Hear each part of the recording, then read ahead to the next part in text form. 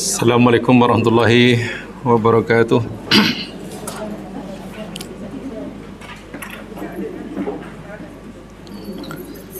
Alhamdulillahirabbil alamin.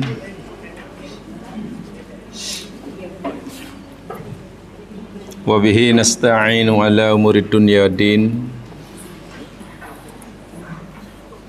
Salatu wassalamu ala asyrafil anbiya wal mursalin.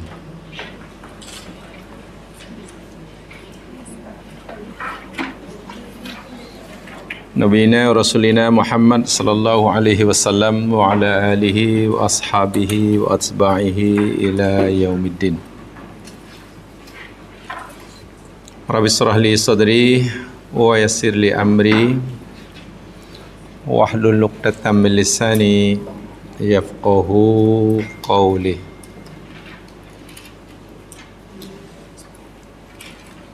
Amin.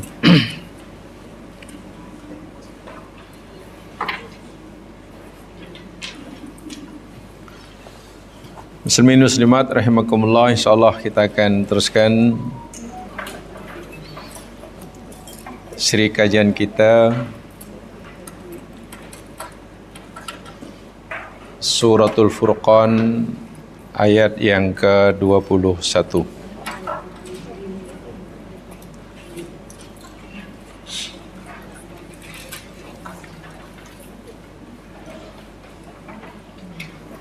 Hari ini insyaAllah kita akan coba tafsirkan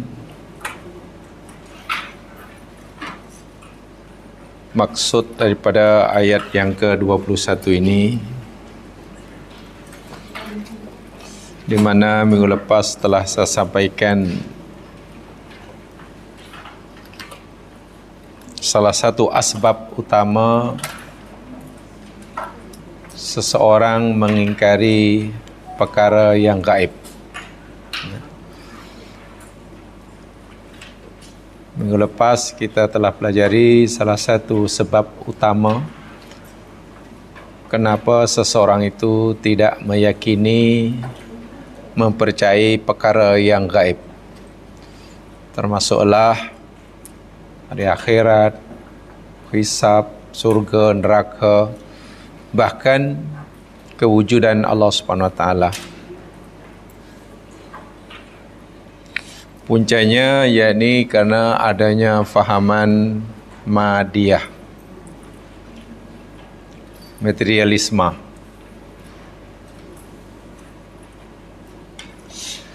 Dan fahaman ini sebenarnya sudah sangat lama muncul. Menurut kajian, orang yang begitu gigih mengembangkan fahaman materialisme ini adalah seorang filosof, seorang ahli falsafah daripada negara Yunani yang bernama Demokritus.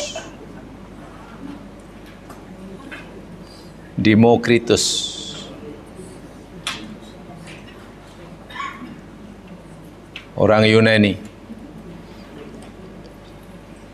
Kita tahulah kalau orang Yunani biasanya di belakang tu us.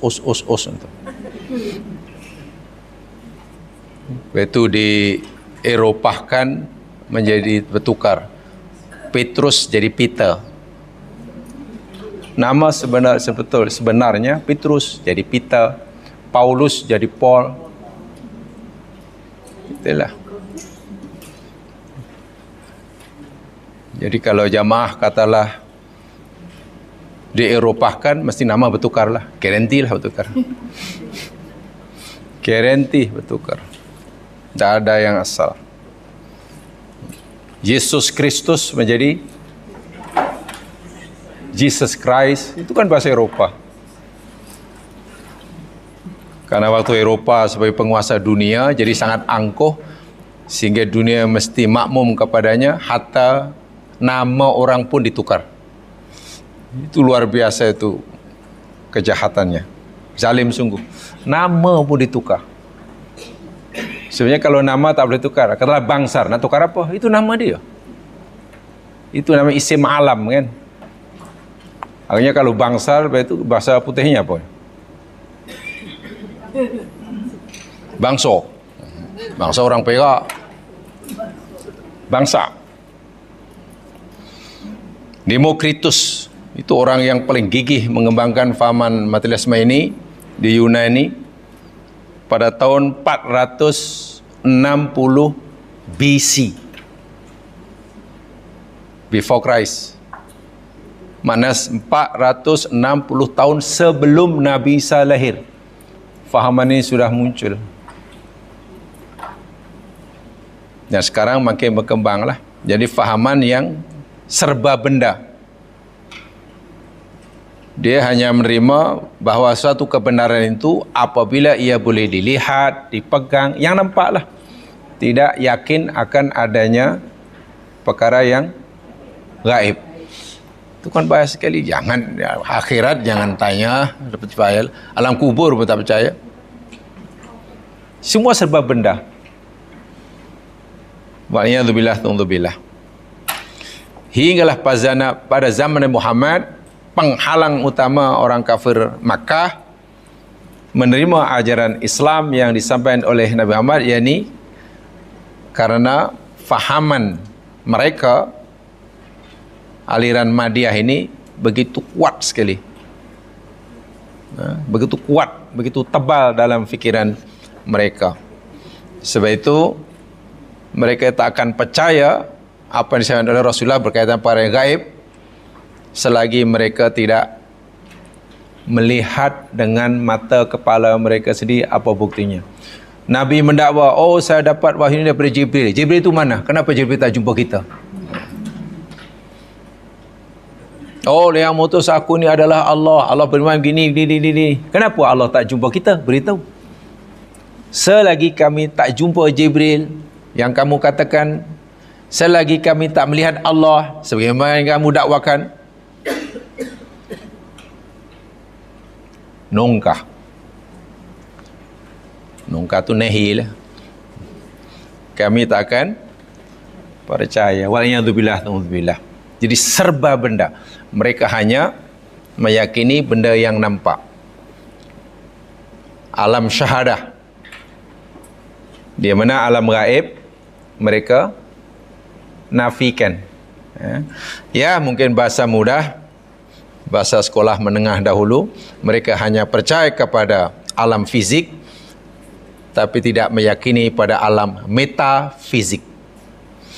Hanya pada fizika tapi metafizika mereka tolak. Waliyadzubillah. Dan itu berkembang hari ini pun tanpa kita sedari. Bila orang sudah dijangkiti sindrom Madiyah ini, jangan haraplah keimanannya kepada perkara yang gaib menjadi kuat. Pasti makin lemah. Waliyadzubillah. Tsumma na'udzubillah. Baik, sekarang kita coba tafsirkan ayat yang ke-21 ini. A'udzubillahi minasyaitonirrajim. Bismillahirrahmanirrahim. وَقَالَ الَّذِينَ لَا يَرْجُونَ لِقَاءَنَا لَوْلَا أُنْزِلَ عَلَيْنَا الْمَلَائِكَةُ أَوْ نَرَى رَبَّنَا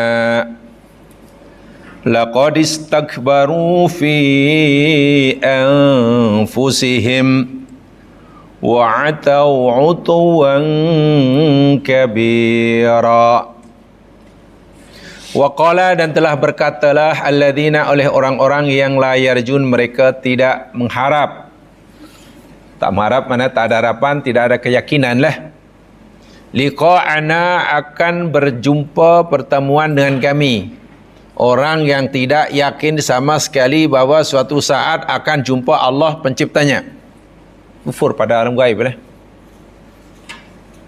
Kata mereka kepada Nabi Muhammad, laula unzila alainal malaikat, napalah tidak diturunkan kepada kami malaikat. Muhammad, Kalau ia pun engkau mendakwa yang kamu sampaikan itu firman Allah yang disampaikan oleh malaikat pada kamu, kenapa malaikat tak ikut sama menemani kamu ke mana-mana? Sehingga kami bolehlah lihat, bila malaikat berikan testimoni, kami percayalah. Ini malaikat. Kami tak pernah dengar suaranya, tak pernah lihat rupanya. Mana kami percaya? Tengok pelik tak pelik fahaman itu. Ini orang bodoh ke orang apa ni? Orang macam ni orang bodoh ke orang goblok?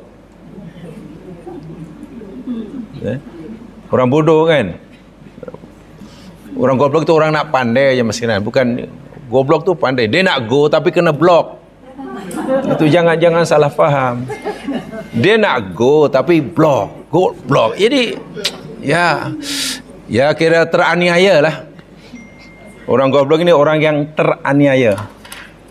Dia mampu nak go jauh tapi kena block. Au nara rabbana, atau kami dapat melihat Tuhan kami. Kau kata utusan Allah, tapi Allah tak pernah pun kami melihatnya. Siapa Allah? Subhanallah. Wa'iyadzubillah. Laqad istakbaru, demi sungguh istakbaru, mereka telah menjadi besar, menjadi sombong. Nanti ada penjelasannya, ada kajian bahasanya. Fi anfusihim, dalam diri mereka. Istikbar itu termasuk sifat yang ada dalam hati, bukan di luar. Yang nampak itu hanya manifestasi daripada sifat istikbar. Wa'atau, dan mereka melampaui batas, utuwan kabira, dengan kezaliman yang melampau. Atau maknanya ini melampaui batas. Mubalaghatun firtikabil ma'asi. Itu mana atau? Atau tu yakni orang yang bersangatan dalam melakukan maksiat. Kalau orang melakukan maksiat sikit-sikit, itu belum bolehlah disebut utun. Tapi bila melakukan maksiat sudah melampau, beramat sangat dan maksimum lah, dah tahap maksimum, itu dipanggil atau utuwan kabira. Orangnya sebut ati. Baik, jemaah sekalian, pertama saya ingin sampaikan yakni dari segi bahasanya. Kita coba tafsirkan, dipanggil tafsirul kalimat, tafsir perkataan yang ada dalam ayat ini, yang perlu kita tafsirkan dahulu. Jadi bukan tafsirul ayat, tapi tafsirul kalimat, kosakata. Pertama yang disampaikan yakni kalimah la yarjun, roja. Terjemahnya apa ya di situ la yarjun? Mereka tidak mengharap kan? Baik, sekarang kita pelajari apa itu roja. Ar-roja dalam masdarnya roja ya. Yarjun itu fi'il mudhari. Roja, yarju, roja. Baik. Supaya kita tepat ya, supaya kita tepat memahami satu-satu ayat, atau dalam bahasa Arabnya bukan tepat istilahnya. Agar kita dapat memahami satu-satu ayat dengan al-aqrab ila sahih, fahaman yang paling dekat kepada yang benar. Sebab hakikat yang sebenarnya, makna yang sebenar-benarnya hanya Allah saja yang Maha tahu. Kemampuan mufassir berusaha untuk memahami satu-satu ayat itu dengan kefahaman al-aqrab ila sahih, fahaman yang paling dekat kepada yang benar. Faham kan maksudnya? Saya ulangi, makna sebenar Al-Quran itu Allah yang Maha tahu. Sebab itu ulama tafsir selalu kata wallahu a'lam, wallahu a'lam. Selepas cerita panjang, wallahu a'lam. Maksudnya akhirnya yang Allah sajalah yang Maha mengetahui maksud sebenar firman-Nya. Kita tak boleh kata inilah maksud sebenar firman Allah. Tak boleh. Itu seakan-akan fahaman kita sama dengan apa yang Allah kehendaki. Sebab itu ulama tafsir paling jauh lah Dia hanya kata, inilah al-aqrab ilas sahih. Fahamanku inilah yang aku yakini paling dekat, yang paling dekat dan yang benar. Dia tak kata yang paling benar, yang paling dekat pada. Nah, salah satunya yakni memahami makna kalimat yang ada dalam ayat tersebut. Dipanggil tafsirul kalimat. Ini sangat menjadi perhatian, diperhatikan oleh ulama tafsir. Roja itu, jamaah sekalian, ar-roja'u yakni dhannun huwa. Dhannun.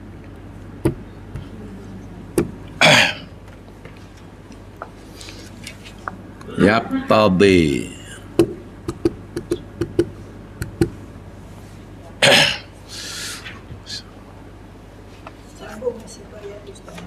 Ha? Ya, ya. Wasuluhu. Maafi.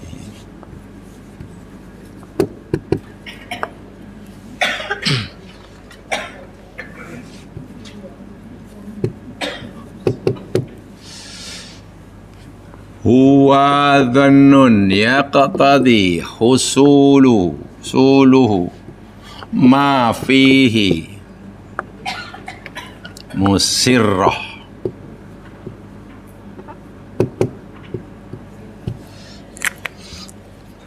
Satu di antara definisi roja yang kita terjemahkan harapan lah dalam bahasa Al-Quran, satu di antara definisinya ya, roja ialah dhannun yaqtadi husuluhu ma fihi musirrah.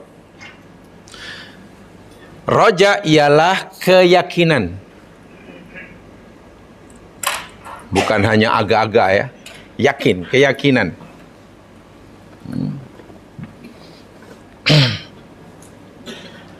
Terhadap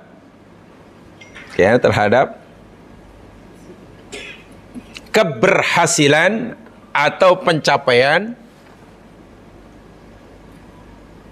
sesuatu kebaikan. Ini secara ringkas ya, saya ringkasnya. Keberhasilan atau pencapaian suatu kebaikan. Kita yakin, katalah umpamanya, pada masa hadapan, esok ke, minggu depan ke, selepas kita usaha, kita yakin bahawa usaha yang kita lakukan ini akan berjaya. Yang kita cari, kita yakin akan kita dapati. Orang yang bertaubat dan bertaubat, mohon ampun pada Allah dan hatinya yakin suatu saat Allah akan ampunkan. Dia beramal, buat apa yang Allah suruh, tinggal yang Allah larang, dan dia yakin amalnya akan diterima. Itu namanya roja. Paham ya? Namanya roja. Bermakna kalau kita bertaubat, kita bertaubat, mohon ampun pada Allah, tapi kita tak ada keyakinan bahawa Allah akan mengampunkan, itu mana ada roja atau tidak? Awal-awal Allah tak akan ampunkan.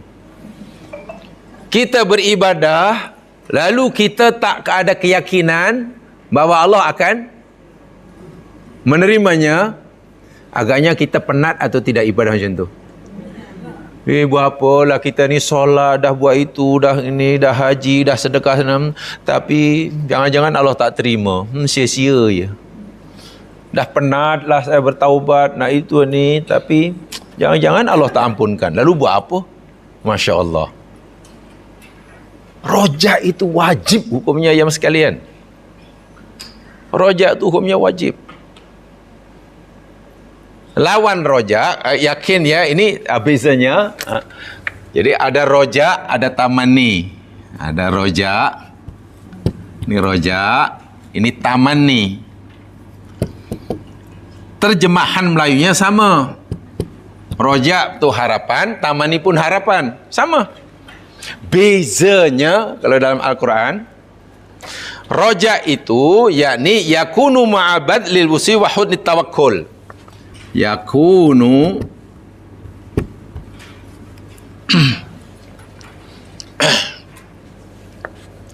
ma'a badlil juhdi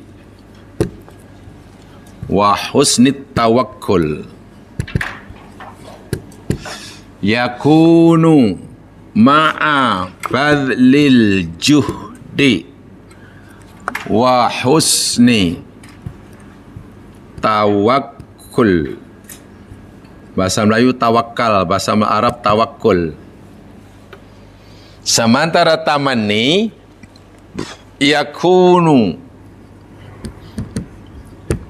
ma'al kasali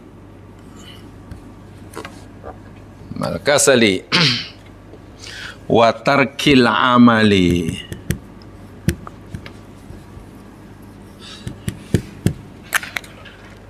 Ini penting saya sampaikan terlebih dahulu mana kalimat ini supaya kita nanti benar-benar dapat memahami ayat dengan cara yang paling dekat kepada yang benar. Baik. Roja, terjemahan bebas Melayu, tadi saya katakan keyakinan akan keberhasilan ataupun pencapaian suatu kebaikan. Jadi kalau kita berusaha, katalah buat apa sajalah. Katalah jamaah sakit, bila sakit mana kita kena berusaha untuk berobat sambil memohon kepada Allah agar Allah sembuhkan. Itu. Kemudian ketika kita berusaha berobat, jumpa doktor sana, jumpa doktor sini, makan ubat itu, makan ubat ini, makan akau kayu. Ubat akau kayu, namanya akokir. Akokir itu ubat yang paling lama ya Mas Yan. Orang dulu panggil akokir. Akokir itu maknanya akar-akar kayu. Yang sekarang jadi herba tu lah. Wah itu dah lama tu. Jumpa doktor itu, pergi hospital sana, pergi hospital sana kan. Dan hati yakin, dalam hati ada keyakinan bahawa suatu saat Allah akan sembuhkan. Itulah namanya roja. Beza dengan tamani. Roja begini bezanya. Tamani harapan, roja pun harapan. Kalau roja yakunu ma'a badlil juhdi. Roja itu mesti disertai dengan badlil juhdi. Berusaha bersungguh-sungguh. Juhdun tu sebenarnya mana asalnya penat. Jadi berusaha bersungguh-sungguh. Wa husnit tawakkul. Disertai dengan tawakal. Bila kita sakit, kita berubat, lalu kita tawakal pada Allah dan yakin Allah akan kabulkan permohonan kita, itu namanya roja. Orang miskin kemudian bekerja kuat, sangat kuat bekerja ini sambil mohon pada Allah dan suatu saat yakin Allah akan beri dia kekayaan. Itu namanya roja. Kita tak tahu, minta maaf saya tak kata bodoh, tak tahu. Kemudian kita belajar. 1 bulan, 2 bulan, 1 tahun. Dah 2 tahun, masih juga belum boleh cakap Arab. Wah, dah 2 tahun belajar. Hanya tahu man ana, man anta, thumma ba'da dzalika. Dah tak apalah. Kan baru 2 tahun, belum 10 tahun. Terus berusaha sambil buat homework, bawa kerja mana, tanya sini, tanya itu, dah latih terus. Dan yakin suatu saat Allah pasti akan jadikan kita pandai bahasa Arab. Itu namanya roja. Adapun tamani, nih, yakunu mal asal, mengharap sesuatu tapi ma'al kasal. Malas. Wa tarkil amal, dan tak buat kerja apa-apa. Gila, kalau saya yakin saya akan kaya, apa yang buat sekarang? Tak adalah, Allah Maha Kuasa, kun fayakun. Harapan apa ke benda lah. Wah, suatu saat saya ingin jadi pandai lah, saya ingin jadi apa ikhtiar awal sekarang? Tak adalah. Inama amruhu, dalilnya si inama amruhu ya. Inama amruhu idza arada syai'an. Awak tak percaya surah Yasin ke? Awak dah baca surah Yasin, kenapa awak kena usaha bersungguh-sungguh? Bukankah Allah dah berfirman, hanya saja urusan Allah itu apabila Allah menghendaki sesuatu, ia hanya berfirman, kun fayakun. Takkan awak tak yakin kun fayakun? Nah, karena dia salah dalil, ayatnya betul tapi salah istidlalnya. Mengharap sesuatu tapi tak buat apa-apa, malas. Itu namanya tamanni. Mengharapkan sesuatu dan yakin akan mendapatkannya suatu hari nanti, disertai dengan usaha bersungguh-sungguh, tak kenal lelah, tak kenal penat, tidak putus asa, itu namanya roja. Baik. Semua mukmin pasti ingin masuk surga. Tidak ada yang tak nak masuk surga. Mukmin A ingin masuk surga. Ingin masuk surga. Kemudian A ini berusaha bersungguh-sungguh buat apa yang Allah suruh, tinggal apa yang Allah tegah. Sungguh-sungguh. Dan yakin Allah akan kabulkan permohonannya. Itu namanya mukmin yang punya roja. Mukmin B ingin masuk surga juga. Tapi Allahu Akbar walillahilham. Kenapa awak ingin masuk tapi macam tak nak aja? Perintah tak dibuat, tak dilakukan, larangan tadi tinggalkan, tapi ingin masuk surga. Macam mana? Dia ingin masuk surga, tapi perbuatan sehari-hari lebih banyak melakukan apa yang ditegah. Macam mana tu? Takut masuk neraka, tapi setiap saatnya istiqomah dalam maksiat. Itu namanya tamanni. Ya, taman itu kalau lebih tepatnya kalau dalam bahasa Arab hangan. Itu hangat-hangat. Hangan-hangan kosong leh. Nah itu kena nih. Sebab itulah Allah menegur orang mukmin. Allah menegur orang ahli kitab yang semua ingin masuk surga, tapi mereka mukmin dari kitab yang tidak melakukan amalan, tarkul amal. Seorang mukmin tidak boleh hanya beramal surga tapi tidak mau beramal. Lihat ayatnya, saya tunjukkan. Tolong lihat surah An-Nisa ayat 1, 2, 3.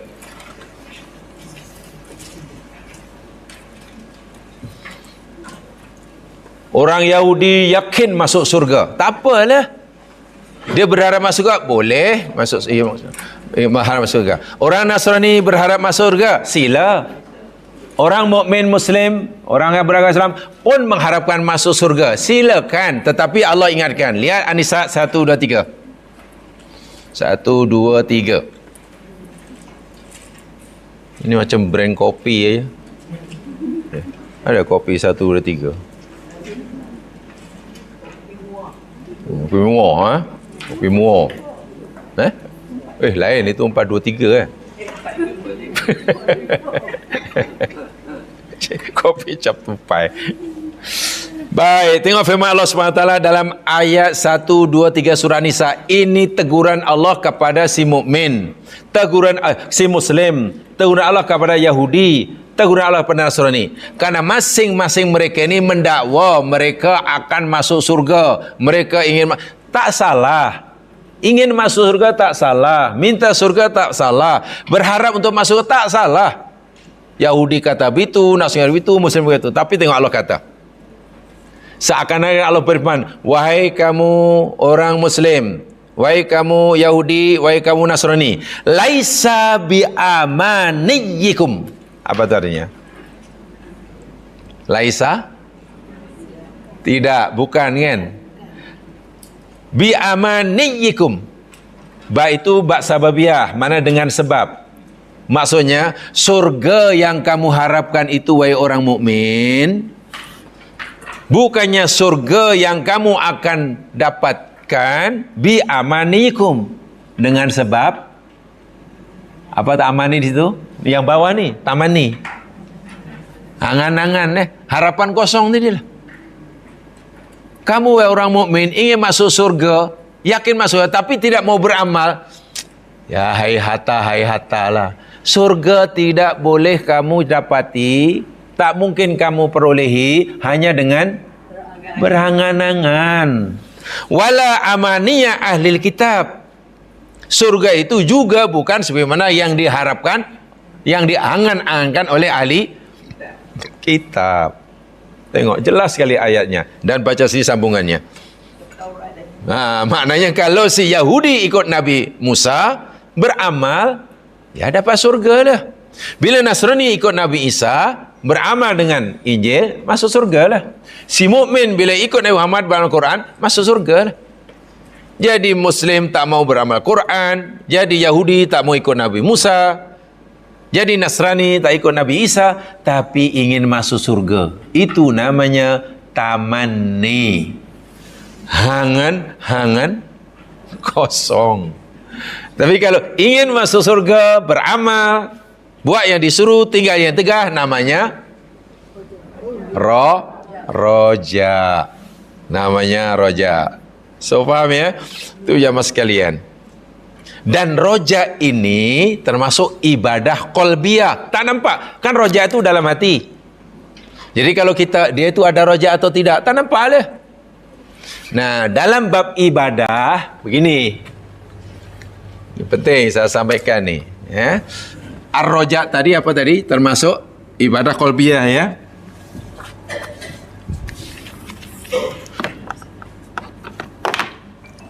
Ibadatun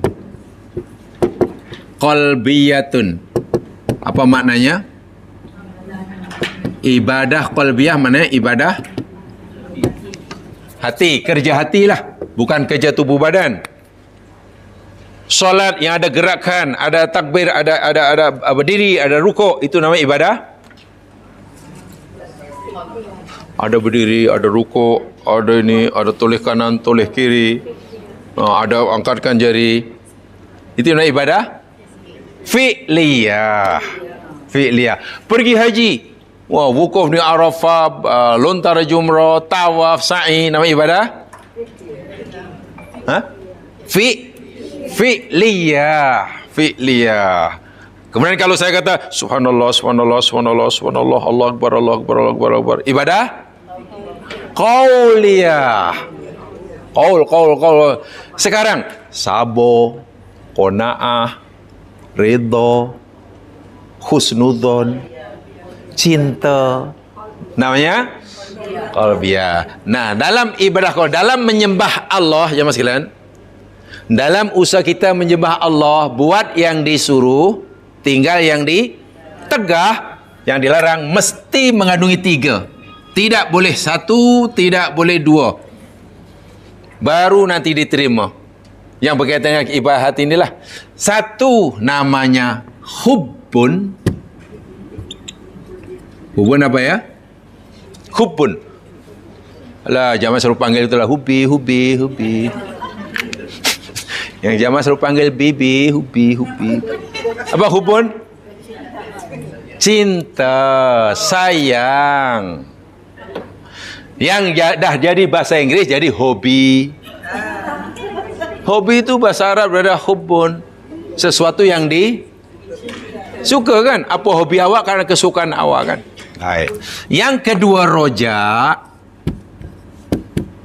Yang ketiga khauf. Nah, ini saya sampaikan dari aspek qalbun. Ibadah kepada Allah, khasnya ibadah qalbiyah ni ya. Ibadah kepada Allah, ibadah qalbiyah. Kalau kita katalah solat. Solat itu kan ibadah ya. Dalam solat ada ibadah apa ya? Dalam solat mesti ada yang gerak-geriknya itu namanya gerak-gerik dia. Fi'liyah, ucapan dia Allahu Akbar, Fatihah. Qauliyah, kurang 1. Dalam solat mesti ada ibadah qalbiyah. Mana unsur ibadah qalbiyah dalam solat? 3 ini. Masa solat hati kita mesti dipenuhi dengan rasa hubbun. Hubbun maknanya cinta kepada yang kita sembah. Itu syarat tu. Kalau mau solat kita diterima. Cinta. Sebab itu solat jangan merasa terpaksa. Solat jangan, ya Allah, napalah suruh kau solat ni? Susah tau. Tak apalah, I solat juga lah. Banyak. Lepas Assalamualaikum, Assalamualaikum. Sudah, ya Allah, I dah solat tau. Jangan marah-marah lagi. I dah solat. Mana ada rasa cinta? Kata orang, masak pun kalau disertai dengan rasa cinta, sedap masakannya. Kalau masak sambil mengamuk,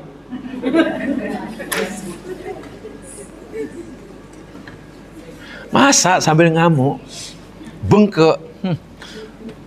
Tak tahulah, buat kari papu jadi cekodok.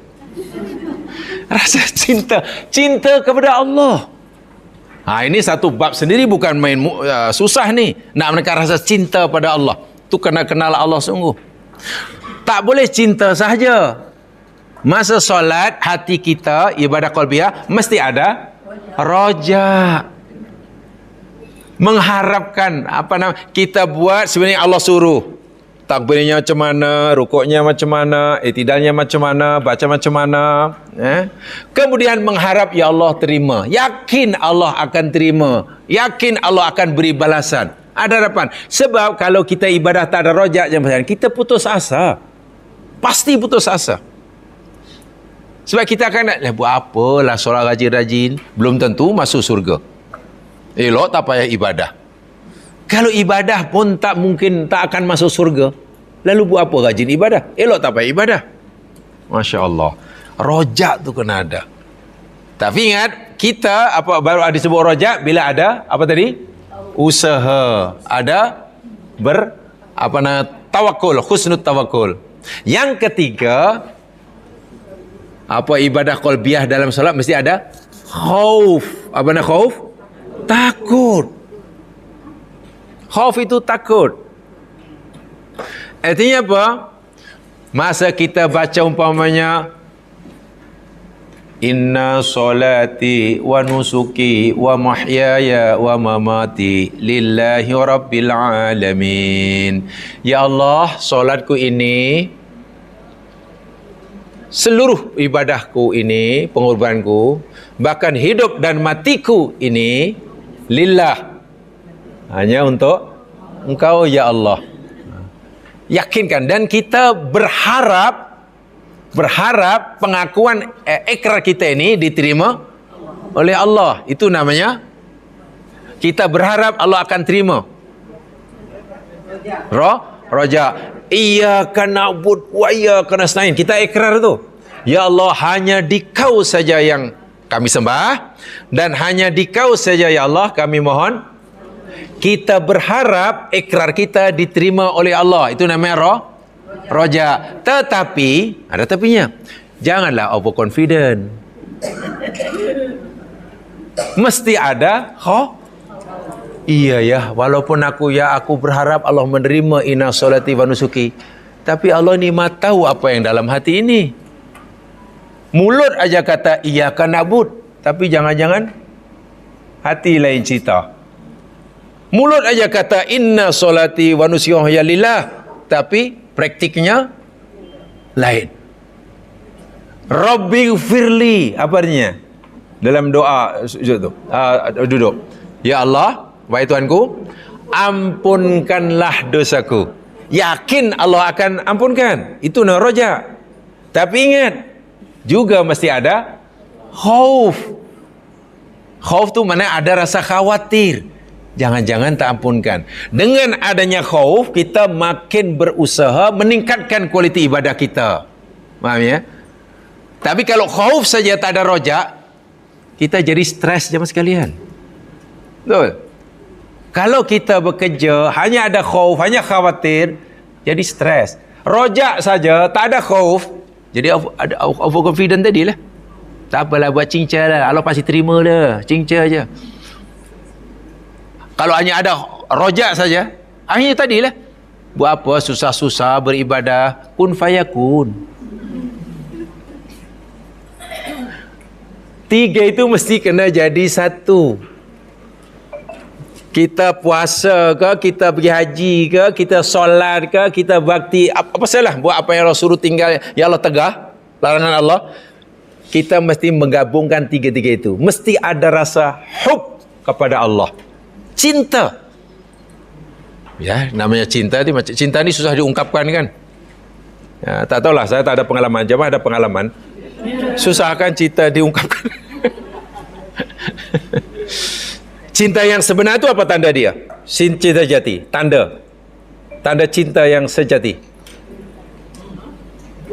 Tanda cinta yang sejati. Tidak cinta tadi atau apa? Qalbiyah kan? Apa tanda-tanda yang sebenar mahabbah yang sejati? Hati juga, hati berhati-hati hati. Cinta yang sebenar pasti akan menimbulkan rindu. Betul tak? Kalau cinta tak mendatangkan rindu, itu bukan cinta itu. Awak cinta dia, cinta. Rindu, tak ada. Macam mana awak cinta? Cinta apa ke benda, cinta tak ada rindu. Mesti ada menimbulkan sifat rindu. Coba apa bukti rindu yang sebenar? Nak jumpa. Sebab obat rindu hanya jumpa. Kalau ada orang kata rindu tapi tak nak jumpa, apa namanya? Ya, awak rindu dia. Rindu. Awak nak jumpa? Tak nak. Apa nama itu Saya tak tahulah, itu tidak ada dalam Kamus Dewan. Nah, sekarang pertanyaan saya. Adakah kita sekarang mengakui bahawa kita cinta Allah? Betul? Allah tahu tu. Ni Allah tahu ni, malaikat catat ni. Betul kita cinta Allah? Ya. Adakah cinta kita pada Allah ni sudah menimbulkan rindu kepada Allah? Rindu.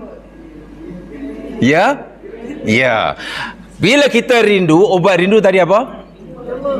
Ingin Adakah jemaah sekalian ingin segera jumpa Allah?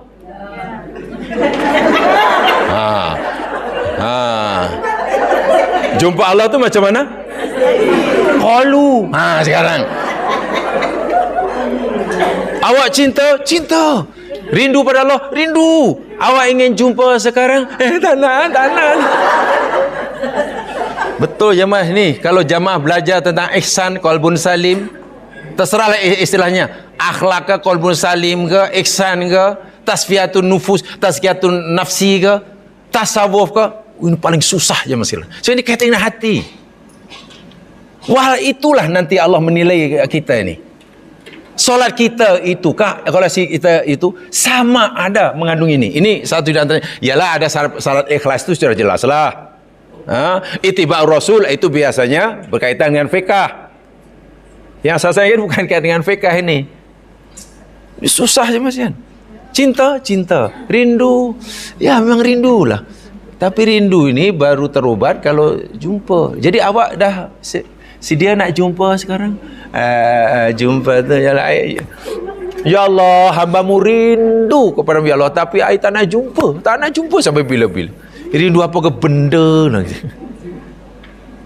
Tanya hati kita masing-masing. Jujur atau jujur supaya kita mencintai Allah. Inilah. Dan tiga ini kena jadi satu. Tak boleh sembah Allah hanya berdasarkan cinta semata-mata. Tak boleh.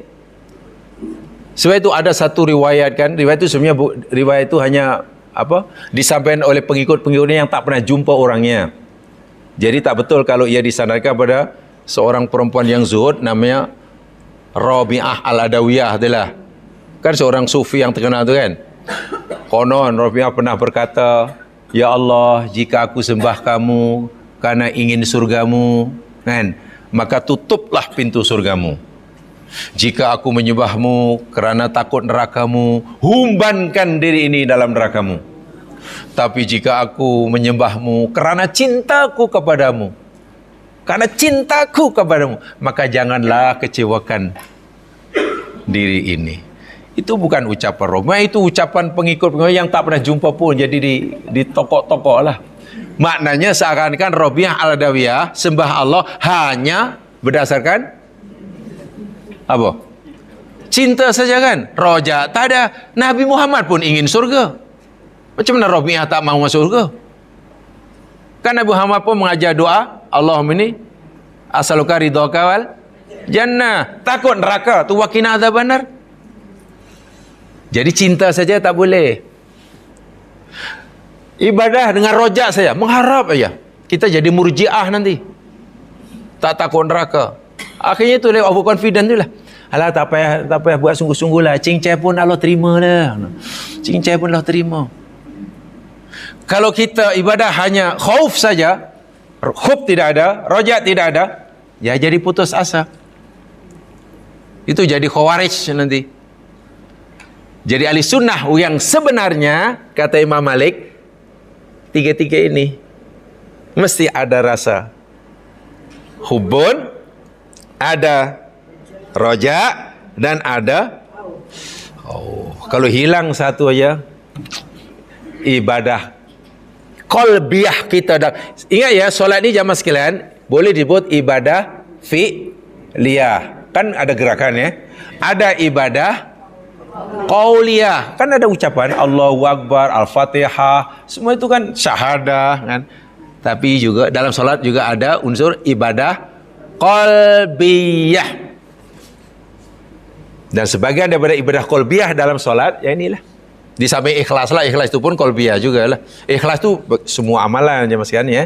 Jadi syarat. Jadi penting. Jadi kalau kita bicara tentang makanatur roja fid dinil Islam, kedudukan rojak dalam agama Islam. Oh, bukunya sangat tebal jemaah sekalian. Ulama-ulama dahulu menguraikannya luar biasa. Contoh Ibnu Qayyim Al-Jauziyah menguraikan, menjelaskan makna roja itu panjang lebar. Ibnu Qayyim Al-Jauziyah. Jadi perkara yang sangat penting. Ayat ini pula cerita orang-orang yang tak ada rojak. Jadi apa boleh? Orang yang ibadah mereka rojak sahaja pun tak diterima. Ini pula orang ni langsung tak ada rojak. Khuf tak ada, hubbun tak ada, khauf tak ada, rojak tak ada. Ini orang apa ni? Ini orang betul ke atau orang hutan? Jangan-jangan ni orang hutan.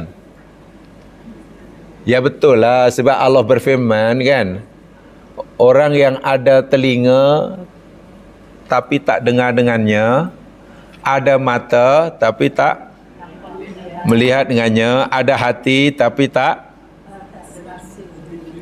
berfikir dengannya. Quran kata apa?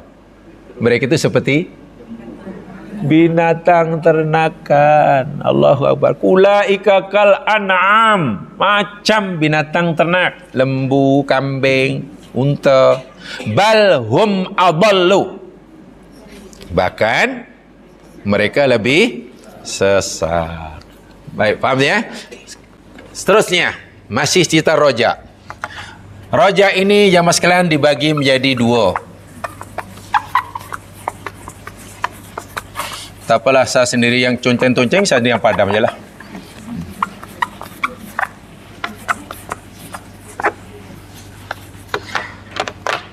Roja ini ada dua bagian. Roja. Satu roja tabi'iyun, tabi'i. Satu rojaun ibadah.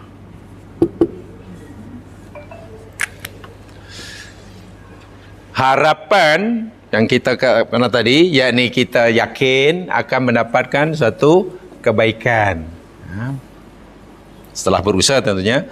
Ada namanya rojak tabi'iyun, ada rojaun ibadah. Rojak tabi'i mana rojak tabi'i lah. Apa tabi'i ya? Tabi'iyun bahasa Arab, bahasa Melayu tabi'i. Kan ada dalam bahasa Melayu istilah tabi'i kan ada. Weh, dia tu punya perangai luar tabi'i. Ha itu. Tabi'ah itu sebenarnya alam semesta. Kalau apa? Yang sekolah agama kan biasa ada apa subjeknya hari ini? Ayumatin hadal yaum ya tilmid, ya talib. Oh, katalah ilmu tabi'i, at-tabi'ah. Mana ilmu alam lah itu, sains lah itu. Jadi tabi'i mananya? Rojak Tabi'i lah. Ya, tabiat kita lah, kebiasaan kita. Ya, kebiasaan kita. Sebagaimana kita mengharapkan kawan kita akan membantu. Kita susah, lalu kita jumpa kawan kami datang ni gini. Jadi saya yakin awak boleh membantu. Dan saya yakin awak mau membantu.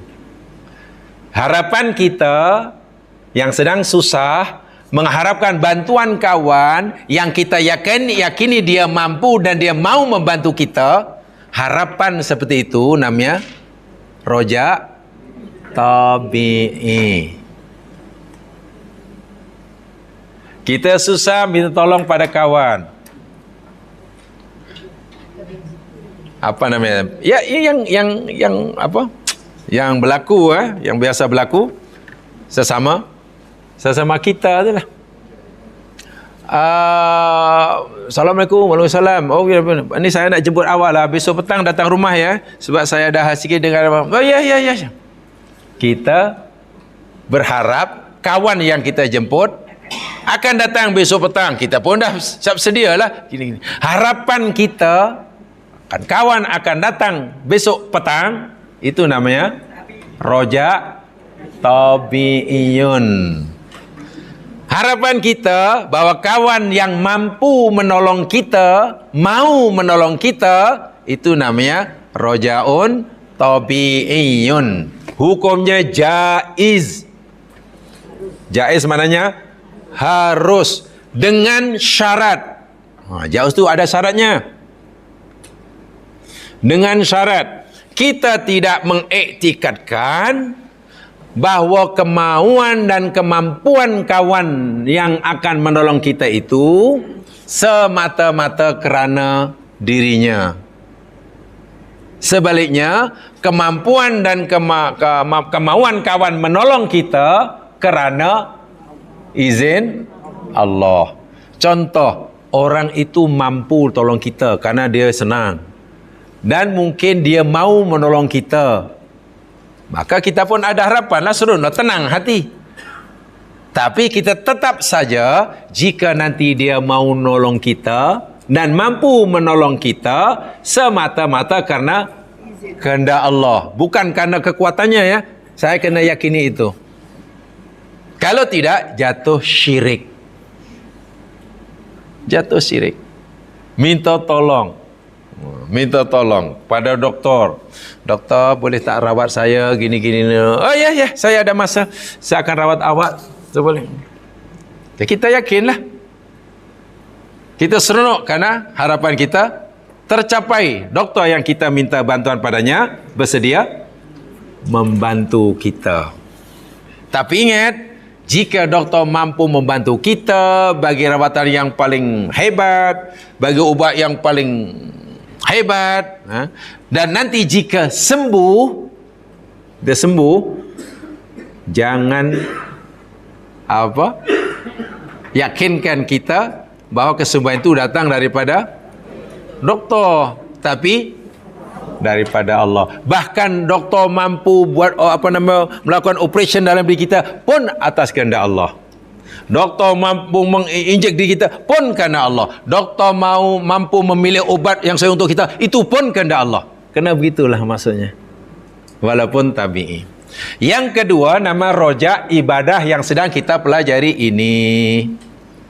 Roja ibadah ini mengharapkan sesuatu yang baik, di mana yang mampu memberikannya hanya Allah. Sakit, siapa yang mampu memberi kita sakit? Doktor pakar atau doktor general praktis ataupun spesialis yang mampu memberi kita sakit, memberi kita sihat? Allah kan? Allah. Sebab itu kalau kita mengharapkan sehat, bukan dari doktornya, tapi daripada Allah. Minta lapang rezeki murah. Siapa yang mampu rezeki? Harapan itu kepada Allah. Ketenangan hati hanya pada Allah. Keselamatan hanya kepada Allah. Terselamatnya kita daripada musibah kepada Allah. Jangan berharap kepada makhluk. Ini namanya roja ibadah. Kita berdoa, siapa yang dapat memakbulkan doa kita? Allah sahaja. Sebab itu harapan akan makbulnya doa jangan kita tujukan pada selain Allah, jatuh syirik. Sebab yang boleh mengabulkan doa permohonan hamba hanya Allah. Tak bolehlah minta pada pokok lah, minta pada keris ke, batu akik ke. Batu akik, selain batu akik itu tak boleh, akhirnya dibuang. Kepada kubur ke, tak boleh. Tak boleh. Beramal. Saya contoh. Jamaah, kita beramal, kita tolong orang, kita berbaik pada orang, kita menyayangi orang susah. Itu perintah Allah. Ya kan? Dan bila kita buat baik, kita akan dapat balasan kebaikan kan? Siapa yang berhak memberikan balasan bagi amal baik kita? Yang berhak? Allah atau manusia? Allah. Sebab itu kalau kita mintanya pada Allah, ibadah kita diterima. Tapi kalau kita buat baik, minta balasan daripada manusia, mungkin orang itu akan bagi. Kita diberi sijil, kita dihormati, kita dipuji. Tapi daripada Allah kita tak dapatlah. Sebab kita beramal bukan kerana Allah, tapi beramal kerana manusia. Namanya apa ya? Beramal bukan kerana Allah, kerana manusia namanya riya. Jadi sia-sia amal kita. Haji bukan kerana Allah, sia-sia. Harapan, mengharap pahala dalam melakukan suruhan Allah itu mesti hanya daripada Allah. Kalau kita buat apa yang Allah suruh tapi mengharapkan balasan bukan daripada Allah, namanya riya. Dan riya itu dosa kecil ataupun riya? Dosa kecil atau besar? Dosa besar. Riya itu syirik kecil tapi dosa besar. Baru diterima. Nah, ini rojak ni ya. Rojak yang ibadah. Sebab Debari pernah saya katakan ya, bila kita tentang ibadah jemaah sekalian, paling tidak 3 ni dipenuhi. Buat yang apa Allah suruh, tinggal yang Allah larang, ni paling tidak ada 3 yang perlu dipenuhi. Pertama, tentang ibadah. Jangan sembah selain Allah. Itu yang mesti dipenuhi pertama. Jangan sembah selain Allah. Karena kalau kita sembah selain Allah namanya syirik. Sudah, itu sudah kita faham itu. Yang kedua, jangan sembah Allah kecuali kerana Allah. Ini penting ini saya simpulkan, kesimpulan aja. Jangan sembah Allah kecuali kerana Allah. Maknanya kalau Allah suruh kita buat, kita buatlah. Tapi mesti kerana Allah. Sebab kalau kita buat apa yang Allah suruh bukan kerana Allah, namanya riya, elak juga. Dah 2 dah. Awak ni macam mana sebab ni ya ini Allah yang suruh. Betul. Allah yang suruh, tapi kerana Allah ke bukan? Ini kena jaga ni. Sebab kalau bukan kerana Allah menjadi riya, sia-sia. Yang ketiga, jangan sembah Allah kecuali dengan cara yang Allah telah tetapkan. 3 ni kena jaga bab ibadah. Saya ulangi, dalam bab ibadah 3 poin ini penting sekali. Kalau kita inginlah, maulah ibadah kita ni ada nilainya di sisi Allah, diberi ganjaran. Yang pertama, jangan sembah selain Allah. Itu mudah difahami. Yang kedua, jangan sembah Allah kecuali kerana Allah. Sebab contoh senyum kan, senyum tu boleh dapat dosa, senyum tu boleh dapat pahala. Betul kan? Senyum itu sendiri sama je, namanya senyum, tersengih. Tapi ada yang senyum dapat pahala, ada yang senyum berdosa. Iya, Nabi berkata tabassumuka fi wajhika laka sedekah. Senyummu jumpa kawan kamu wajib tolkan itu sedekah, mana pahala. Tu baik kalau senyum memanjang. Senyum yang tak kena tempat, malah dosa kan? Senyum kambing. Tapi kalau senyum tak renti-renti, malah tak berdosa. 24 jam senyum, malah tak dosa. Karena orang itu sudah majnin. Itu jangan sembah Allah kecuali karena Allah. Dan yang ketiga, jangan sembah Allah kecuali dengan cara yang Allah telah tetapkan. Kita solat umpamanya. Kenapa abang solat? Ya, saya sembah Allah. Betul? Betul. Alhamdulillah. Syarat pertama dah kita penuhi. Menghadap kiblat, Allahu Akbar. Mana kita hanya sembah Allah. Yang kedua, awak solat ni kerana Allah ke kerana pak mertua? Ya, kerana Allah lah. Ada orang solat kerana pak mertua yang sekalian. Orang ini tak pernah pergi surau, tak pernah pergi masjid. Apalagi bulan yang sunat, yang wajib pun tak pernah. Bulan Ramadan ada tarawih, dia pergi surau lah, pergi masjid lah. Dia tanya kawan dia, apa salahnya tiba-tiba tahun ni nampak haji nak buat tarawih. Selama ni tak pernah nampak pun batang hidung.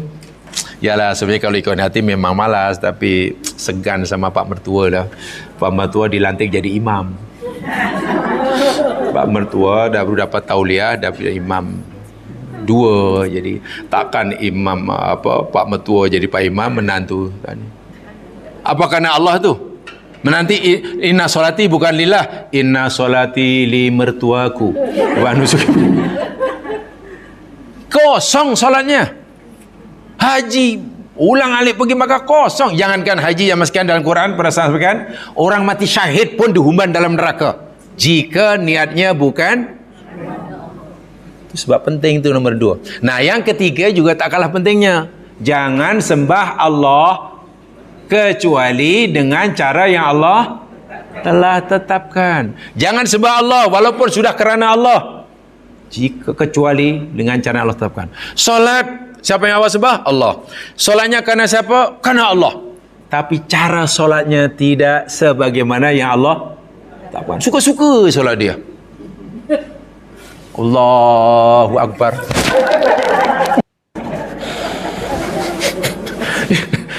Allahu Akbar. Rukuk pun sama ada rukuk macam ni aja tu. Suka-sukalah baca, suka-suka. Setiap Allah Akbar, Allahu Akbar, Allah angkat tangan aja. Mana tidak ikut cara yang Allah tetapkan, dan cara yang Allah tetapkan itu yang Nabi contohkanlah. Kosong niat yang disembah Allah, niatnya sudah kerana Allah, tapi caranya salah. Itu tolak. Cara sudah betul, solatnya sudah betul daripada takbir hingga salam, alhamdulillah. Yang disembah juga Allah, alhamdulillah. Tapi niatnya bukan karena Allah, ditolak juga. So hati-hati 3 itu. Hati-hati. Bila kita sudah buat 3 itu, tolong tanamkan rojak. Jangan tidak ada harapan. Ya Allah, aku sudah sembahmu, sudah sembah kamu ya Allah, bukan yang lain. Dan aku menyembah kamu ni ya Allah semata-mata kerana engkau. Dan hambamu ini sembah engkau ya Allah dengan cara yang kau telah takkan. Terimalah amalku ya Allah, dan yakin Allah akan terima. Jangan was-was, jangan walaupun saya dah ikhlas, walaupun dah penat, walaupun dah khusyuk, jangan-jangan tak diterima. Jangan. Nabi bersabda, Allah berfirman, Ana inda dhanni abdi bi. Aku, kata Allah, hanyalah mengikut sangkaan hambaku kepada aku. Jadi bila hamba itu meragui Allah, ya Allah pun tak layan lah. Bila hamba itu meragui Allah akan menerimanya, ya Allah pun akan tolak lah. Baginda bersabda, Udha'ullaha wa antum muqinuna bil ijabah. Berdoalah kamu pada Allah, mintalah kamu kepada Allah dalam keadaan kamu yakin bahwa Allah akan ijabahkan. Jadi tak boleh ragu. Itu namanya roja. Ya, tapi lagi-lagi jangan hanya roja saja, mesti ada hub dan juga ada khauf. Ada khauf. Dan roja tadi di samping ada tabi'i juga ada roja ibadah. Roja juga ada dua, satu roja yang mahmud, kedua ada yang madmum. Mahmud maknanya terpuji. Roja mahmud mana roja yang terpuji. Mahmud itu mana yang terpuji. Yang satu roja madmum. Madmum maknanya tercela. Roja terpuji dan roja tercela. Baik, ini kayak dalam ibadah ya. Oh, tepatnya di bawah sini lah kalau begitu ya. Di sini aja supaya boleh difahami dengan baik. Yang ini. Mahmud, madmum, ya.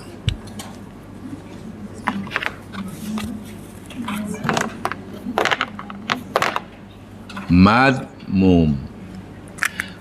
Roja ibadah terbagi menjadi dua. Satu roja mahmud, terpuji. Yang kedua roja madmum, tercela. Madmum. Mahmud terpuji. Roja mahmud terpuji, yakni roja yang tadi telah dijelaskan tadi. Kan? Mengharapkan kebaikan kepada Allah disertai dengan amalan, dengan usaha. Ingin masuk surga disertai dengan berbuat baik, tinggal larangan Allah. Itu namanya roja mahmud. Adapun roja madmum, ingin masuk surga, tak nak masuk neraka. Ingin masuk surga, tapi setiap harinya istiqomah buat maksiat. Itu harapan apa namanya? Ya, angan-angan majnin lah. Kan? Coba apa artinya? Ihdinas siratal mustaqim. Ihdinas siratal mustaqim. Ya Allah, tunjukkan kami jalan yang lurus. Itu doa dia. Dan mengharapnya pun kepada Allah. Tetapi perangai setiap hari, Allah tunjukkan, kamu suruh aku tunjukkan kamu jalan yang lurus. Lalu Allah kata, wa anna hadza sirati mustaqima. Kalau kamu nak tahu, nak kepada aku jalan yang lurus, inilah jalanku. Allah kata jalanku inilah. Al-Quran inilah jalan yang lurus. Kan manusia minta Allah tunjukkan jalan yang lurus. Lalu Allah tunjukkan yang lurus itu, yakni ikut Al-Quran. Tapi dia tak mau. Nah, ini namanya roja madmum. Roja madmum. Ya Allah, masukkanlah kami dalam surga. Lalu Allah, ya, aku akan masukkan kamu dalam surga. Cara kamu masuk surga, ini jalan dia. Ni. Tapi kita tak ikut jalan yang Allah tunjukkan. Itu namanya hanya harapan kosong. Apa? Tadi mimpi. Majnin kan? Madmum, tercela. Jadi kalau harapan kita tidak sesuai dengan usaha kita, itu namanya roja madmum. Mengharapkan Allah elakkan kita daripada neraka, ya perbuatan kita mesti mengelaklah daripada perbuatan neraka. Harapan kita Allah sayang kita, Allah ridha kita, ya perbuatan kita mesti perbuatan yang Allah ridha, yang Allah sayang lah. Tapi bila harapannya agar Allah sayangi dia, tapi perbuatannya banyak amalan-amalan perbuatan yang Allah benci, tercela, hukumnya berdosa. Hukumnya berdosa. Orang yang ingin mengharapkan pengampunan pada Allah, lalu bertaubat, bersungguh-sungguh, roja mahmud. Ia berdosa, mengharap Allah akan ampunkan dosanya, tapi tak mau taubat, belum mau pencen dari maksiat. Pencen tu ada yang wajibnya. Pencen yang paling wajibnya pencen maksiat, itu wajib. Kalau pencen kerja itu tak wajib. Ini apa? Pencen wajib, umurnya dah sekian tahun. Tak, itu tak wajib. Pencen wajib itu pencen maksiat. Bahkan dalam agama kita, pencen daripada maksiat itu jauh lebih baik daripada pencen daripada ketaatan. Pencen maksiat daripada nasihat itu lebih baik daripada pencen dari taat. Tak faham? Dulu maksiat, sekarang sudah pencen. Mana jadi orang baik? Masuk mana tu? Nanti di akhirat masuk mana tu? Surga. Dahulu dia banyak taat, orangnya baik. Lalu dah pencen jadi orang baik. Karena dah pencen dia orang baik, sekarang jadi orang nanti akhirat di mana tu? Ya. Jadi kalau bahasa yang lebih umum, begini bahasa saya. Mantan penderhaka itu akan masuk surga ya sekalian. Ya. Mantan penderhaka, penjahat itu akan masuk surga. Mantan orang kafir itu masuk surga. Tapi mantan ustaz itu masuk neraka. Hati-hati.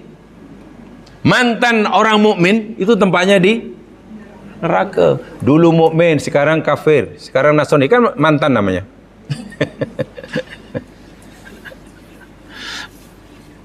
Mana baik? Mantan pencuri atau mantan imam? Mantan dalam arti kata sudah ini ya, bukan mantan pencen. Mana mantan tu apa ya? Maksud dah bekas lah, dulu pencuri, sekarang dah bertaubat jadi orang baik. Itu mantan pencuri dia. Dulu tok syekh, kemudian pencen berhenti jadi syekh. Sekarang bukan syekh lagi. Baik, itu satu ya. Jadi apa? Rojak. Tapi tidak cukup hanya dengan rojak saja, mesti diikuti apa tadi? Khauf. Dengan khauf dan juga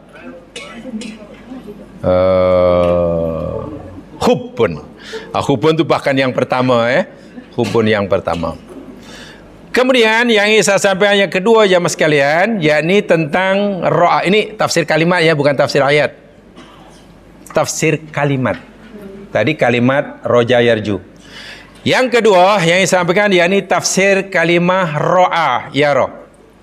Ada tak situ kalimah ro'a yaro dalam ayat tadi? Tolong tunjukkan.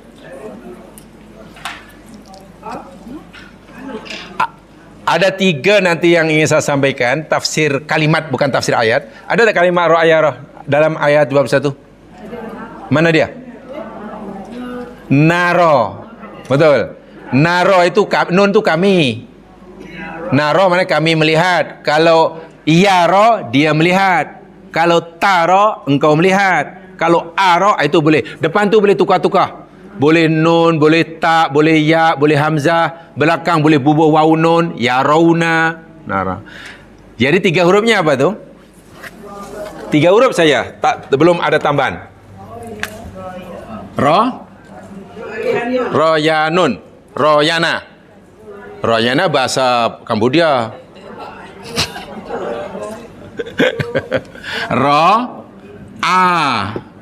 Macam ni. Hamzah, apa ni? Alif, bukan ya. Alif cengkoi. Alif itik. Yalah daripada alif maksurah, nanti maksurah tu apa? Alif itik aja lah. Baik, apa makna ro'a? Jamaah sekalian, dalam Al-Quran ada ini, ada ro'a, ada nazoro, ada basoro. Terjemahan Melayu mungkin sama. Nah, sekarang untuk meringkaskan penjelasan, tolong terus rujuk saja surah Al-A'raf ayat 198. Al-A'raf 198. Apa sebenarnya makna ro'a ini? Sebab ada kalimat lain yang terjemahannya sama. Al-A'raf 198.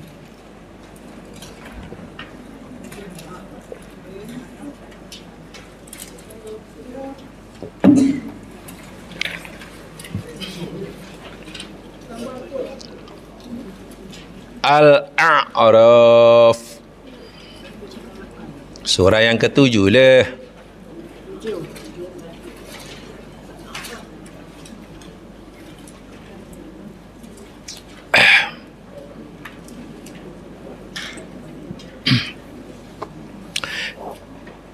A'udzu billahi minasy syaithanir rajim. 198. Wa in tad'uhum ilal huda la yasma'u. Wow, dan in jika tad'uhum, kamu seru mereka, kamu ajak mereka ilal huda, kepada petunjuk, la yasma'u, mereka tidak mendengar. Tak mendengar ni maknanya peka ke atau macam mana? Mendengar. Di sini agaknya mendengar ni maksudnya karena mereka peka ke apa ni? Apa maksudnya? Ingat kalimat sami'ah, jangan lupa. Dalam Quran sami'ah memberi ada berapa makna sami'ah dalam Quran?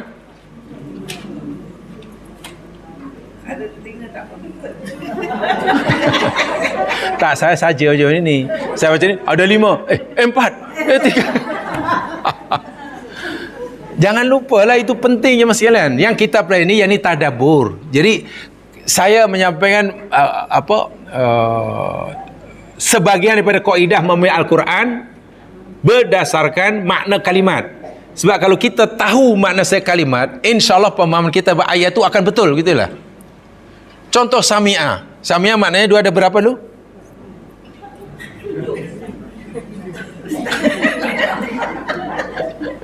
Satu maknanya idraku saut, kan, mendengar suara. Maknanya makna sami'ah lawan peka. Asal dengar namanya sami'ah. Lembu sami'ah atau peka? Sami'ah. Kucing? Jadi kalau Allah kata binatang ternak itu la yasmaun, tidak mendengar, maknanya apa katanya? Adakah bermakna binatang ternak tidak mendengar? Tidak, kan? Kalau begitu sami'ah ada makna yang lain. Satu sama mana dengar suara. Kedua, sami'ah maknanya faham. Faham. Bukan hanya mendengar, tapi faham apa yang didengar itu. Lembu dengar karena tak peka, tapi faham atau tidak? Kalau tak faham, kita hon kuat-kuat pun selambu.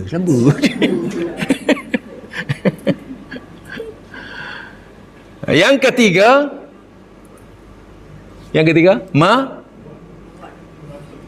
lepas faham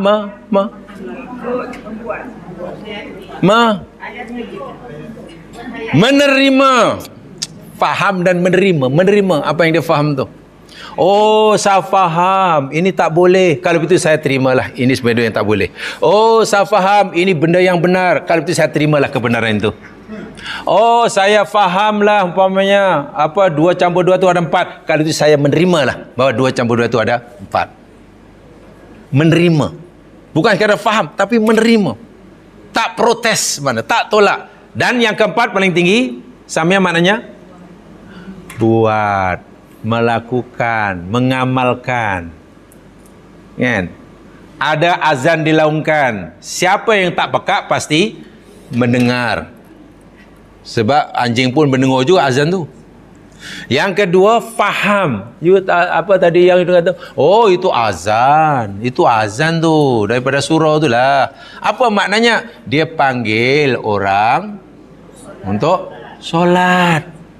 Untuk solat. Itu benar faham lah tu. Alhamdulillah dah meningkat tu. Yang ketiga, habis awak menerima ke panggilan ajakan tu? Ya, saya terima. Saya menerima panggilan dia solat tu. Saya tidak protes walaupun mungkin suaranya agak kuat. Saya menerima. Saya faham dan saya terima ajakan muazzin untuk solat. Alhamdulillah. Tapi dia tak pergi.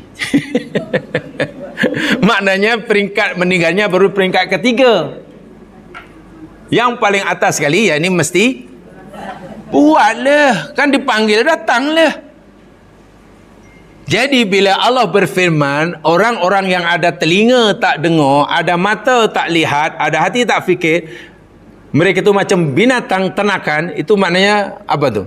Tak mendengar yang peringkat mana? 1, 2, 3, 4 ni. Yang 4. Untuk dapat yang 4, kena dapat nombor 1 dululah. 1, naik nombor 2, nombor 3, nombor 4. Dari 4 tu maknanya dia dengar, dia faham, dia menerima dan dia buat. Jadi bila Quran kata summun, apa makna summun? Orang-orang yang peka. Siapa yang dimaksudkan oleh Allah? Adakah makna pertama, kedua, ketiga atau keempat? Keempat lah. Dia sebenarnya dengar. Kalau dengar, kenapa dia Allah panggil orang yang peka? Ya, sebab dia tak faham. Tapi dia faham. Kenapa dia faham tapi dipanggil orang yang peka? Dia tidak mau menerima lah. Orang kafir Quraisy faham apa yang disampaikan oleh Nabi Muhammad. Namrus faham dakwah Nabi Ibrahim, tapi mereka tak terima, maka mereka pokak, sumun. Dia mendengar, dia faham, dia menerima, tapi dia tak buat, pun masih dipanggil pokak, sumun. Jadi hati-hati, sumun ni bukan merujuk pada orang yang tak dengar suara. Faham ya? Jadi di sini tengok, apabila kamu ajak mereka kepada petunjuk, mereka tak dengar. Tak dengar bukan maknanya tak dengar suara, tapi maknanya mungkin faham atau faham? Faham. Akhirnya menerima atau tak terima? Tak mau menerima. Kalau menerima pun tak nak, agak-agak mereka mau buat atau tak buat? Ya, mesti tak nak lah. Baik, kemudian ini hum ni siapa tadi? Masa ni, jika kamu panggil mereka kafir. Orang kafir? Tengok ayatnya. Siapa mereka ini? Belajar tafsir. Kebetulan ada terjemahan. Mereka ni siapa yang dibaca? Dan jika kamu seru mereka kepada petunjuk, mereka tak dengar. Boleh jadi tak dengar, memang tak dengar langsung. Ya, berhala, betul. So ayat ini sambungan ayat sebelumnya. Ayat sebelumnya Allah cerita orang-orang yang mereka seru selain Allah. Mana patung leh? Berhala-berhala yang mereka sembah, mereka patung itu tidak mampu memberi pertolongan pada kamu, dan mereka tak mampu nak menolong diri mereka sendiri. Ini cerita patung ni. Lalu Nabi diberitahu oleh Allah, wahai Muhammad, watarahum, wow, dan tara, engkau melihat, Nabi Muhammad, wahai Muhammad, engkau nampak mereka patung, yanzuruna ilaik. Apa mana itu? Mereka melihat, memandang. Tara, ra'a, melihat. Nadhara, yanzuru, melihat juga. Ilaika, pada engkau. Wahum la yubsirun, sedangkan mereka tidak. Coba kalau ketiga kita adakan melihat, kan pening kita. Engkau melihat mereka, mereka melihat engkau, sedangkan mereka tidak melihat. Apa maknanya lah? Sedangkan di situ ada ro'a, ada nadhara, ada basara. Nabi melihat patung. Nabi melihat ini patung, ini batu, ini apa, berhala ini. Nabi kenal yang dilihat itu adalah patung, berhala. Ada mata, ada telinga, ada mulut, ada tangan, ada kaki. Dan patung ini Nabi lihat, patung ini sedang melihat Nabi, mandang Nabi. Kan matanya terbuka. Coba jamaah berdiri depan patung. Kan matanya nampak gitu. Jadi kalau yang mata dia boleh kedip-kedip. Dengan lidahnya terjulur, masuk. Ini maksudnya, Muhammad, engkau melihat patung mereka itu memandang engkau. Ya memanglah Nabi depan patung. Kalau kita berada depan patung, pasti patung itu melihat kita, pandang kita. Tapi Allah kata, wahum la yubsirun, sedangkan mereka patung ini tak dapat melihat. Maknanya Maknanya apa nih patung tak melihat nih? Ya namanya patung melihat apa tak erti siapa yang depan ini musuhnya ke? Kan kawannya ke? Yang depannya ni sedang meminta sesuatu ke? Sedang memaki-maki, faham ke patung? Jadi yubsiru ini bukan maknanya melihat, tidak mengerti apa maksud orang ni. Ada orang datang depan patung lalu memaki-maki patung, ada dia terasa hati? Ada orang datang depan patung lalu memuji-muji, ada dia kemudian happy? Jadi pada berkali-kali mata kita tersenyum. Maknanya ialah yubsirun. Yubsir itu anda melihat dengan faham. Oh, saya faham, saya nampak dia senyum, mana dia suka. Oh, mana dia muka ni, macam ni. Oh, saya itu namanya basara. Kan? Basara. Jadi basara itu melihat dan dapat memahami apa yang dilihat. Patung nampak melihat kita, dia faham atau tidak kepada kita? Nah, itu bezanya. Jadi daripada tiga ini mana yang paling tinggi? Ra'a, nazara dan basara. Basara. Sebab itu Quran kata afala yubsirun. Maknanya Allah suruh kita melihat dan memahami apa yang kita lihat. Abu Bakar jumpa Nabi, melihat Rasulullah dengan matanya. Sahabat semua celik tengok. Mereka mendengar suara Nabi dan mereka faham betul siapa ya Nabi ini, apa yang disampaikan oleh Nabi ini. Maka sahabat semuanya yubsirun. Orang kafir nampak atau tidak bila jumpa Nabi? Nampak. Bila Nabi cakap, dengar atau tidak? Dengar. Tapi mereka tidak yubsirun. Sebab mereka melihat Rasulullah hanya sebagai manusia biasa seperti mereka. Makan makanan, minum minuman. Tahu ya bezanya di sini? Ra'a, nazara dan basara. Dalam ayat ini orang kafir berharap dapat ra'a. Dan ra'a ini jangan sekalian boleh jadi ra'a ini objeknya benda yang nampak, hissiyah namanya, bersifat material, dan boleh jadi maknawiyah. Ra'a. Contoh, kalau kita tengok anak bulan sedang muncul di ufuk barat, nampak dengan mata kepala, itu pun boleh gunakan ra'a. Yang kita lihat benda yang hissi kan? Yang hissi. Tapi kalau kita tahu, oh si fulan itu, saya tahu si fulan itu sekarang sudah dinaikkan jawatan dia. Kita tahu fulan naik jawatan dia, ada jawatan baru.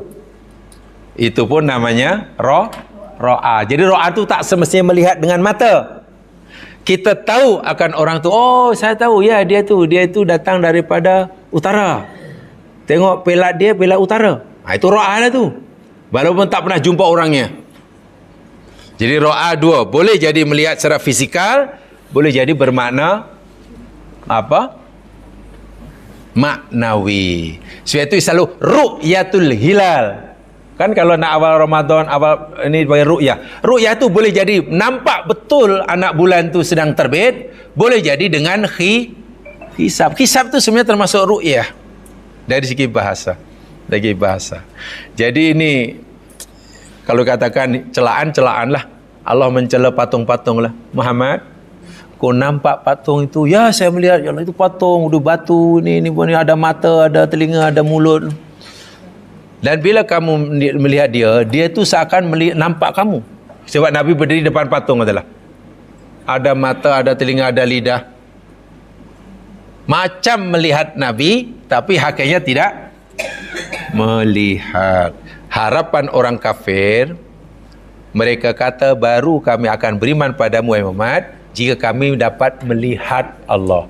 Sama ada melihat dengan mata kepala mereka atau dapat memahami akan kebenaran apa yang Nabi sampaikan. Kedua-duanya nampaknya mustahil. Mereka mustahil dapat melihat Allah dengan mata kepala mereka, satu.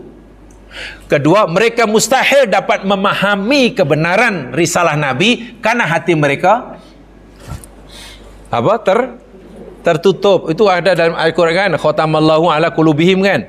Bila hati mereka sudah tertutup, macam mana nak nampak kebenaran? Orang yang tak nampak kebenaran karena hatinya tertutup, mana dia tidak mampu ro'a. So ro'a itu itulah sama ada melihat dengan mata kepala atau dapat melihat kebenaran karena hatinya terbuka. Orang-orang kafir kedua-duanya mustahil. Mustahil mereka dapat melihat Allah dengan mata kepala. Mustahil mereka dapat mengetahui kebenaran yang disebutkan oleh Nabi karena hati mereka tertutup. Demikian juga pada malaikat. Melihat malaikat pun mustahil dan sebagainya. Tapi pertanyaan, mungkinkah suatu hari nanti orang kafir ini melihat malaikat? Mungkinkah suatu hari nanti orang-orang kafir semasa hidup yang ingin melihat malaikat ni nanti akan jumpa malaikat dan melihat malaikat? Bukan mungkin ya, pasti. Pasti nanti suatu saat Allah akan perlihatkan malaikat dapat dilihat oleh mereka kan. Tapi masa malaikat jumpa mereka ini tidak sebagaimana yang mereka harapkan. Dalam ayat ini mereka berharap malaikat jumpa mereka itu memberitahu kepada mereka, berikan testimoni pada mereka bahawa Muhammad itu utusan Allah. Sesuatu yang mereka harapkan itu kan. Nanti bila tiba masanya mereka melihat malaikat, malaikat tidak membawa kabar gembira buat mereka, tapi apa tu ya? La busyra kata Quran. Tak ada kabar gembira. Karena malaikat pertama kali mereka jumpa malaikat, tiba-tiba malaikat pula bukan menunaikan harapan mereka, tapi malaikat yadribuna wujuhahum wa adbarahum. Malaikat pukul muka mereka, lepuk. Yadribun tu lepuk. Tahu lepuk? Tak tahu. Tala? Ni bahasa Melaka lah. Kena tala muka orang tu sampai belakang dia. Kali pertama selama hayatnya ingin sangat nak tengok malaikat supaya malaikat buat pengakuan bahawa Muhammad utusan Allah. Hingga mati tak kesampaian. Bila mati pertama kali melihat malaikat, tapi malaikat tidak memberitahu pada mereka bahawa Nabi Muhammad itu utusan Allah. Sebenarnya malaikat lepuk tala muka mereka. Itu ayat selepasnya nanti ada tu ya. Ayat selepasnya. Waliyadzubillah ta'udzubillah. Tu jemaah sekalian tafsir ayat kalimat ya. Ada satu yang boleh sampaikan, yakni kalimat istakbaru. Di dalam Al-Quran ada 3 istilah. Satu kibrun. Kibrun mana sombong kan? Sombong. Istakbara sombong. Takabbara sombong. Tengok. Kibrun sombong, takabur sombong, istikbar tak sombong. Kalau semua diartikan sombong, pening kita nak memahami. Nah itu. Jadi saya ingat dengan memahami kalimat itu nanti kita akan mudah memahami satu-satu ayat. Wallahu alam. Subhanakallahumma bihamdika asyhadu an la ilaha illa anta astaghfiruka wa atubu ilaik. A'udzu billahi minasyaitonir rajim wal 'ashr. Innal insana lafi khusr illa alladziina aamanu shalihat tawasaw bil haqq tawasaw bis sabr. Assalamualaikum warahmatullahi wabarakatuh.